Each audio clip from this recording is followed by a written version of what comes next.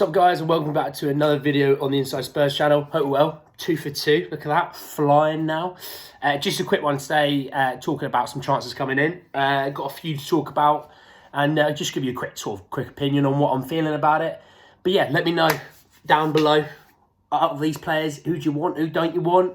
There's a few interesting ones, and there's a few different names that I didn't expect, if I'm honest. So let's jump straight in. Obviously, I spoke yesterday about Pedro Porro being sort of one of the big names coming in. Moving on, sort of drifting a little bit from him, because obviously I know Fabrizio said he doesn't actually think it's as close as everyone thinks. He thinks, Man City have got this first sort of buyback clause to get him. Although having Cancelo and Walker, does he do it? I don't know. But we're going to sort of look at a different option today. It's from Torino. It's Wilfried Singo. So he's sort of valued at I think it's about 10 to 12 million euros. And this came from Tuttosport in Italy. Exciting wing back. My issue that I have with that sort of signing is you look at it and think great value, and it screams Spurs. We buy someone fairly cheap. We do really well with him. He has a good few years. We sell him on for 3 times the price. Proper great money making. But it doesn't kind of progress us towards our goals and ambitions, especially with a guy like Conte, who is all about those goals and ambitions. That's all he cares about, having great sort of financial backing to allow him to go and achieve these goals. That sort of deal screams old Spurs, not new Spurs. And I don't think it's the right move, in my opinion. I would be looking at a Pedro Porro. I would be looking at a Dumfries. In the summer, if you want to go all in on Hakimi, we all saw how Hakimi's done in the World Cup. He's done very, very well.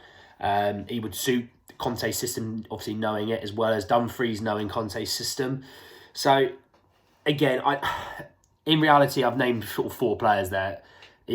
Wilfried would be my 4th option, if I'm honest. So, yeah, we'll have to wait and see on that one. That's an interesting one. It's a cheaper one, and I think that's maybe why Spurs are so keen on it. Because I guess, in a way, if you want to fill out the squad with some good quality depth, not every player is going to be worth 50, 60 million. We're not, we're not Man City. We're not Man United. We're not going to be Liverpool in that regard.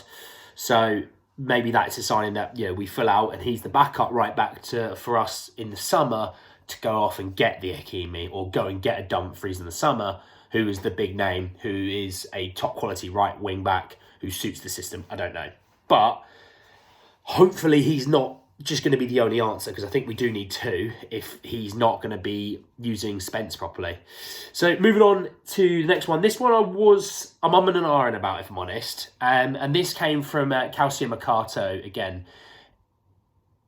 I'm going to say what it is, and I'll let you know what you think. Well, I think about it. It's Adrien Rabiot from Juventus on a free, so a pre-contract. Probably you'll find that we're signing him for the summer. Left centre, he's more of a left centre mid, left-footed, sort of 6'1", 6'2", quite fairly tall, decent physicality, but he's always had this he's always had a bit of a reputation for being difficult in the change rooms.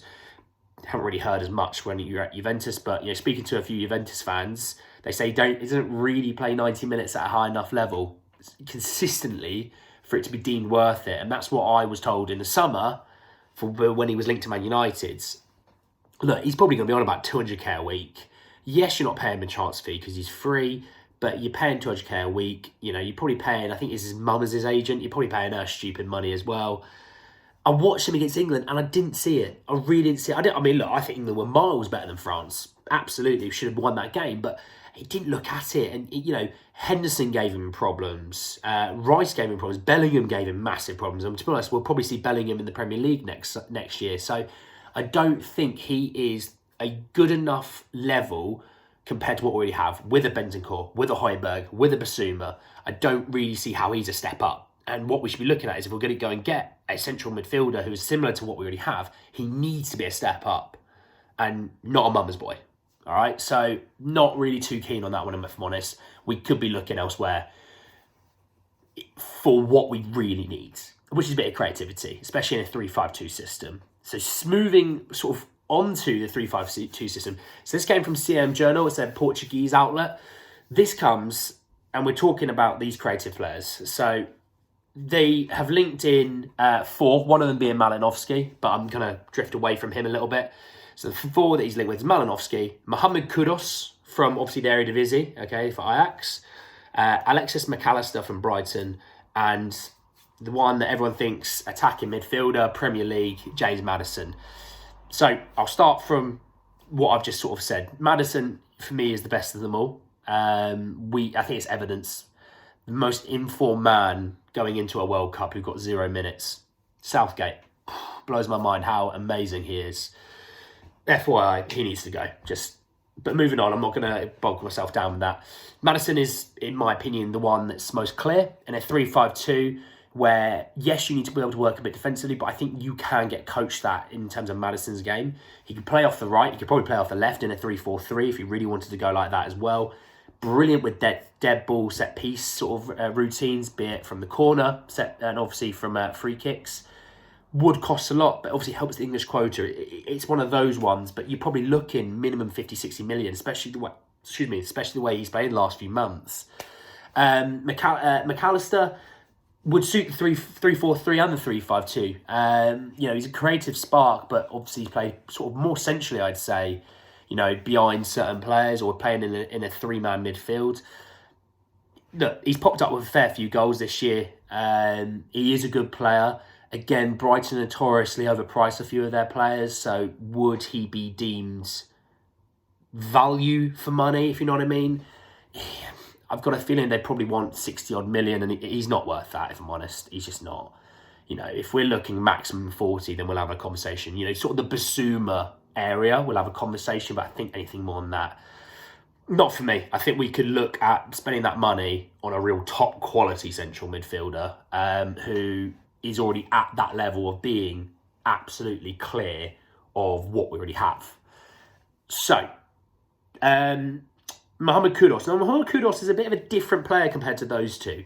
I wouldn't say he's the most technically sound, but in terms of physical athlete, he is miles above Malinovsky, Maddison and McAllister.